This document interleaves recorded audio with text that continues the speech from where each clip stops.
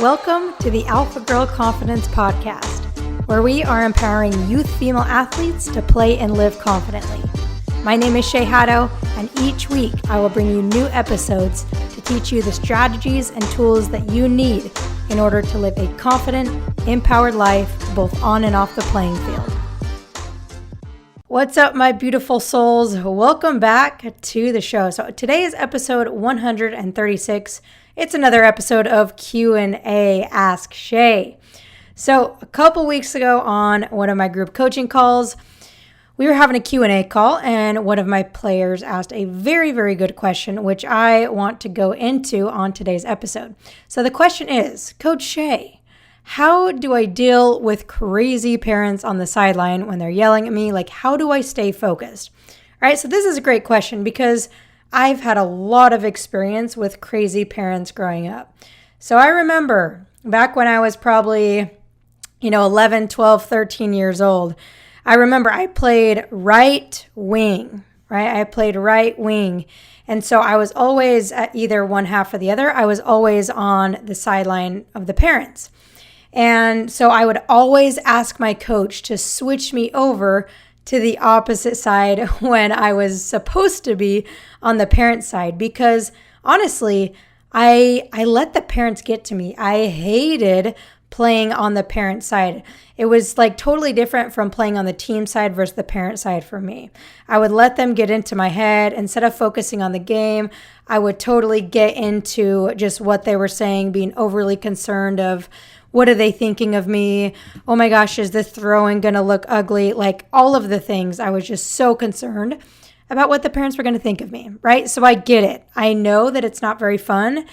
And then in probably when I was about 14 or 15, I remember one of the grandparents on my team, she went crazy, and the ref kicked everybody out. Like obviously not us, but the ref kicked all of the parents and fans out of the game. So they had to go sit in their cars, and it was the best game ever.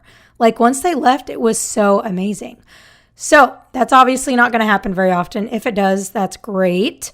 But it's probably not. And so I want to help you to play that way all the time. Play like they're not even there. Play like, focused and not really caring what they think, because it doesn't matter what they think. Okay, so the first thing is really a mindset shift, right? Because you have to ask yourself this question: what can I control? Can you control the sidelines? Can you control what the parents are saying or yelling? Can you control that? No. No matter what you do, you have zero control over what's going on the sideline. Now ask yourself this question: can you control your reaction to them? Yes, you can. So although you cannot control what they say, how they say it, you can't control the crazy parents. No offense, parents, but sometimes it's a little crazy out there. You can control your reaction to them. You can control the reaction to the comments and to the cheering and to whatever is going on over there, right?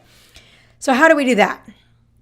We're going to go through a couple tips, all right? Couple tips. So number one is first, obviously, to have that mindset of, I can't control them, so I'm not going to worry about them. So that's first, right? But more of a tactical strategy is stop looking at the sidelines. Stop paying attention to the sidelines. I was guilty of this too, where every time I would make a mistake, or every time, even sometimes when I did something really good, I would look over at the sideline, because I'm either looking to see if my parents are disappointed, or I'm looking over at the sideline to see if, to validate something good that I did.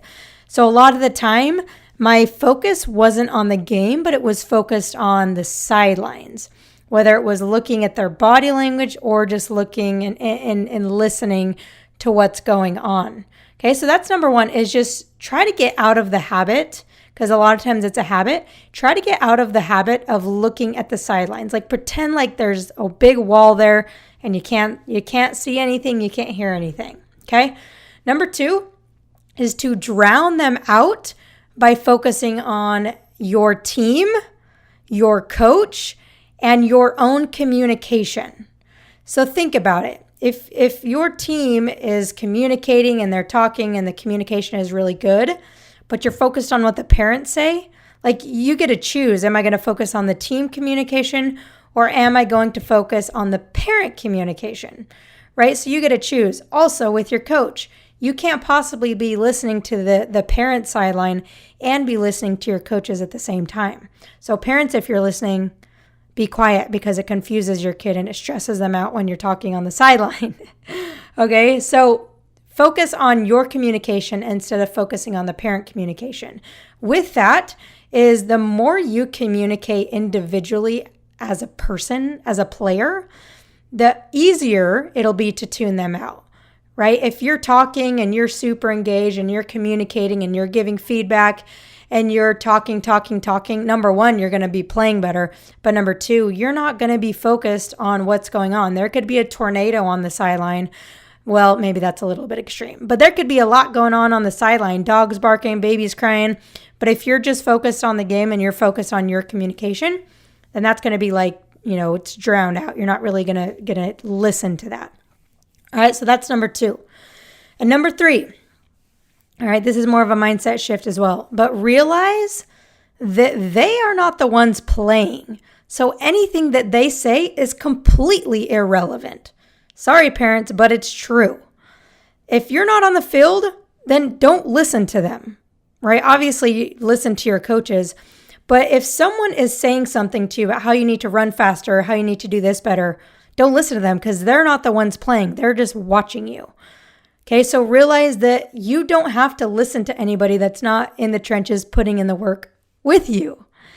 So that's a mindset shift, but really just think about that, right? Because how many times, even like I'm guilty of this, I watch TV and I'm like yelling at the TV for the players to do something different. And what if they listen to me? Well, they probably wouldn't do very good, right? Because they don't care what I have to say because I'm sitting on my couch watching them. I'm not in the game. So if someone is talking to you and they're not in the game, obviously if it's not your coach, like it's irrelevant. It's completely irrelevant. So don't focus on it. All right. So I hope this episode helped you. I know listening, having parents on the sideline can be a big distraction. I know it's something that a lot of girls struggle with. And so I hope these tips helped you. I hope these mindset shifts helped you. If it did, if you're enjoying the episodes, please, if you haven't already, leave us a 5-star review on iTunes. Scroll to the bottom of the page, leave a 5-star review. And I would really appreciate it because the more reviews we get, the more people can find the show. The more people can find the show, the more we become confident people collectively, confident teammates, confident friends, and the more confident we are, the better the world is, to be honest.